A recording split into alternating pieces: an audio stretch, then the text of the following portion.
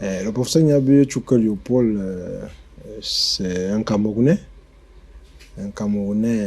né à l'ouest du Cameroun, et qui a fait ses études primaires à l'école catholique Saint-Joseph de Makenene, et qui a fait ses études secondaires au lycée Jos de Douala, et qui a pu obtenir un baccalauréat à 4 espagnol en 1990, qui a commencé son cursus universitaire à l'université de Yaoundé 2 avant de s'envoler en Europe, où il est revenu avec une thèse de doctorat en droit international, option sécurité internationale et défense à l'université de Grenoble 2. Et actuellement, le professeur Niabe, il est en mission à l'université de Maroua parce qu'il est enseignant permanent à l'université de Ngaoundéré. Il est vice-doyen chargé de la scolarité et du suivi des étudiants à la faculté des sciences juridiques et politiques de l'université de Maroua. Il est aussi chef de département de droit public international dans la même faculté. Il est enfin rapporteur de l'unité de formation doctorale sciences juridiques et politiques dans cette université. En tant que vice-doyen chargé de la scolarité, c'est-à-dire le doyen des étudiants, c'est le doyen qui est le plus au contact avec les étudiants.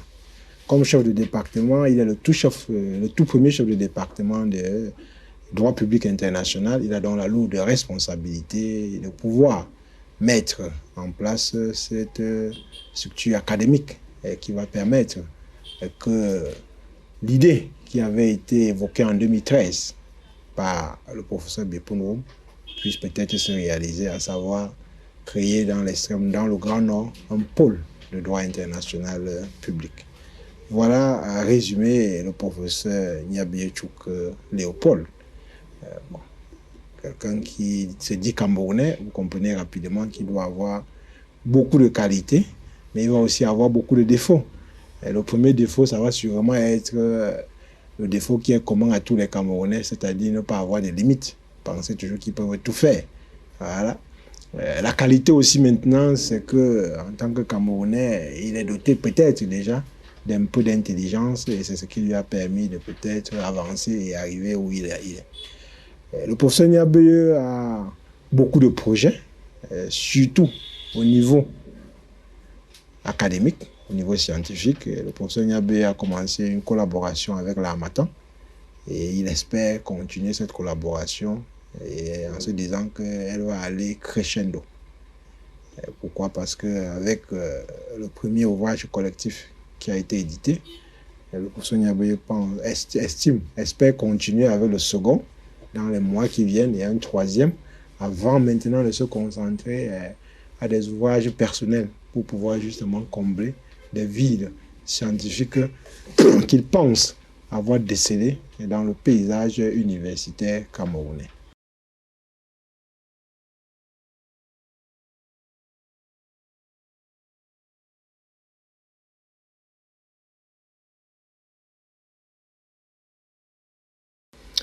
Déjà au niveau des travaux du professeur Niabe, le professeur Niabe va dire qu'il peut se qualifier comme un universitaire arc-en-ciel. Un universitaire arc-en-ciel. Et cela est parti d'abord déjà de son sujet de thèse. Parce que le professeur Niabe, lorsqu'il a entré en thèse de doctorat à l'université de Grenoble 2, en sécurité internationale et défense, il voulait travailler sur la défense du Cameroun. Et son directeur a estimé, et c'est aujourd'hui que le professeur Niabe comprend pourquoi, qu'un docteur, ce n'est pas le sujet de thèse. Un docteur, c'est la formation doctorale, c'est le parcours. Et qu'on pouvait travailler sur n'importe quel sujet, si on a réussi sa formation doctorale, on devrait être en mesure de pouvoir toucher tous les domaines. Voilà comment le professeur Niabe s'est retrouvé en train de travailler sur un sujet qui généralement dérange, à partir de l'intitulé, la politique de l'Italie vis-à-vis de ses anciennes possessions en Afrique. Et le professeur Niabe a eu beaucoup de difficultés à comprendre ce sujet, à l'accepter même, Parce que lui-même, au départ, il avait l'impression que c'était un sujet de science politique.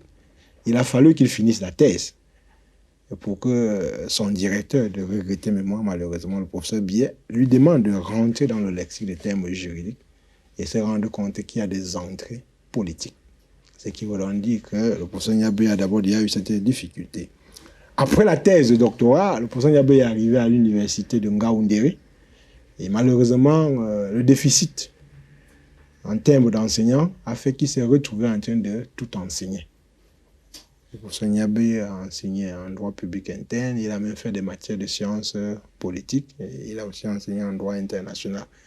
Le CV du professeur Niabé renseigne que toutes les matières de droit public et même certaines matières de sciences publiques, des sciences politiques ont déjà été dispensées par le professeur Niabé, que ce soit le droit international public et général, que ce soit le droit du contentieux international, que ce soit le droit international humanitaire, que ce soit le droit du maintien de la paix et de la sécurité collective, que ce soit le droit constitutionnel. Actuellement, même le professeur Niabé, il est enseignant de finances publiques à l'université de Maroua, justement parce qu'il y a un problème au niveau de la capacité d'enseignement.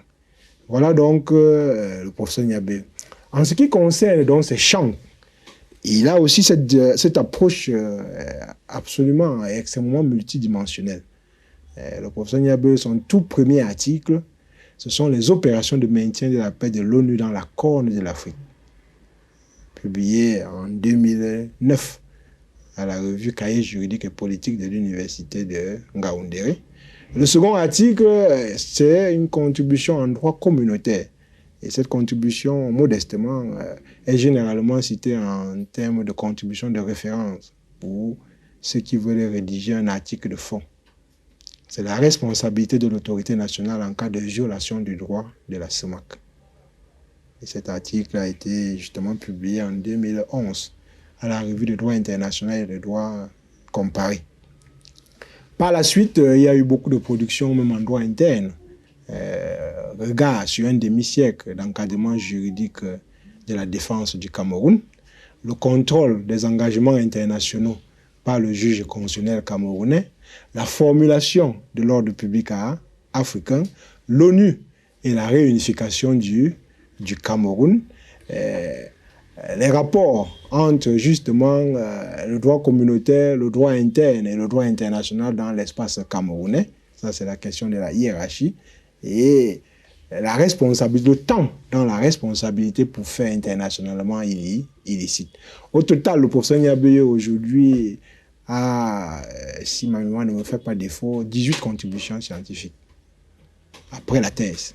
Voilà le professeur Niabé. Au niveau aussi maintenant de l'encadrement, les mémoires dirigées par le professeur Niabé dépassent déjà une cinquantaine.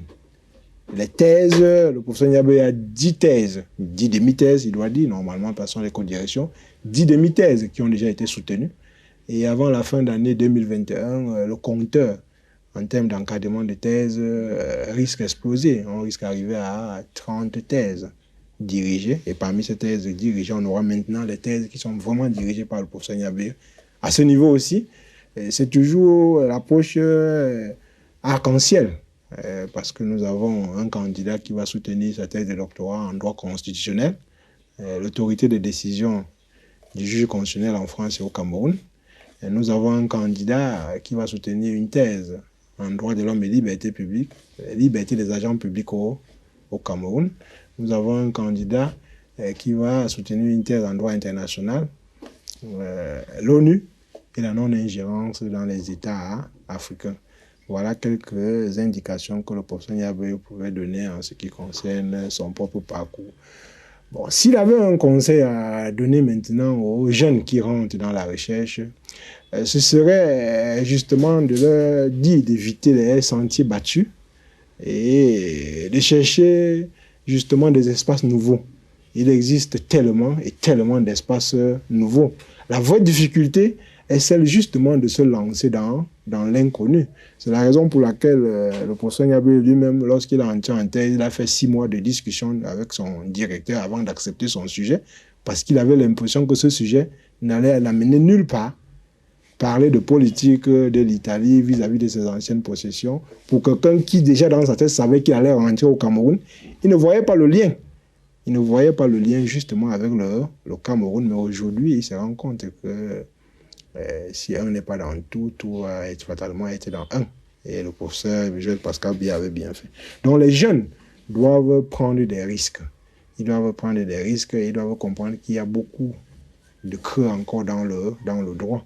Ils doivent donc sortir des thématiques qui sont déjà les plus connues et embrasser les espaces les plus inconnus. Les espaces les plus inconnus, ce sont toujours des champs arides. Ce sont toujours des champs arides. Voilà. Ils peuvent, par exemple, réfléchir sur les thématiques du changement, le changement en droit. Alors, lorsqu'on parle de changement, ce n'est pas le changement climatique, c'est pas, vous voyez, voilà, il y a le changement, parce qu'on le veuille ou pas, si le droit lui-même est généralement défini comme le fruit d'un rapport de force en présence, fatalement, l'idée de changement, ça peut beaucoup aider, ça peut permettre qu'on puisse voir les frontières du droit et pouvoir les étirer. Autre chose aussi, du moment où on sait que la connaissance est une, si nous prenons l'approche d'Auguste Comte, du moment où on sait que la connaissance est une, il faut aussi que les jeunes chercheurs comprennent que ce serait très difficile pour eux d'évoluer en pensant maîtriser juste un angle de la question juridique. La connaissance étant une, il est donc important qu'ils puissent avoir une idée plutôt fédératrice des questions juridiques. Voilà ce que le professeur Niabri peut vous dire pour le moment.